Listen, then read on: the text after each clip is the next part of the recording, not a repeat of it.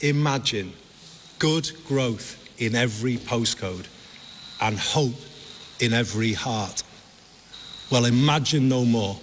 Let's make it happen.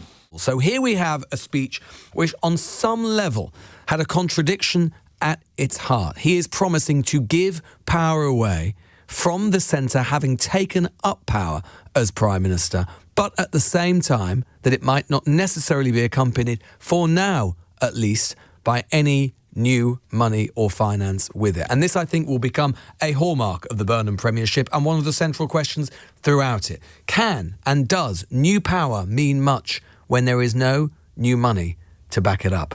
This was a speech that fundamentally sought to do two things. And if there was one word that I would say was at its heart and at its centre, it is this, both for his party and the country. Optimism. Optimism. Optimism.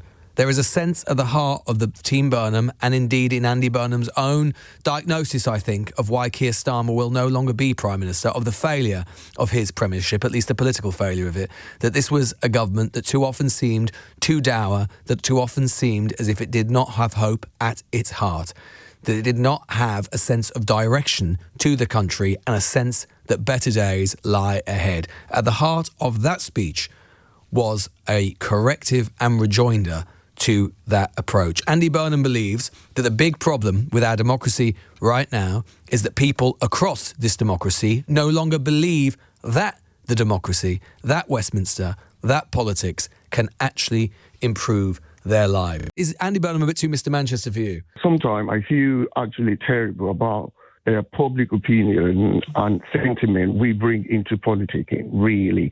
So, for instance, we had Boris Johnson, that was the London guy. We have Sir Keir Starmer, that's come from his region. Even Nigel Farage, the Clacton man, if he eventually becomes the Prime Minister, are we going to say he's not going to represent the whole country? He's going to represent Clacton on the team? No. So we need to first give Andy Burnham the chance, the opportunity. The notion of thinking that Andy Burnham is going to be a man from the north, that doesn't really apply. We need to move away from that sentiment as a people in the UK. All we need to be concerned about is, are we so sure of his policies? Are we so sure? Are we convinced of what he will deliver, regardless of where he's from? This is, I think, Andy Burnham's, the paradox of Burnham, which is that he will be expected to make change and affect change and deliver change really quickly. And if he cannot do that, then he might find himself going down the same route and the same road as Keir Starmer.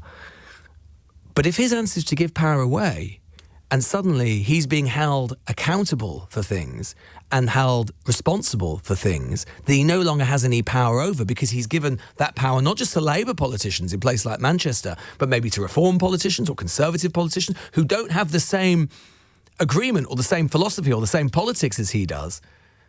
That's difficult, isn't it? And you can see why Prime Ministers who come into office promising levelling up or promising devolution or promising big transfers of power, when it comes down to it, they go, maybe not.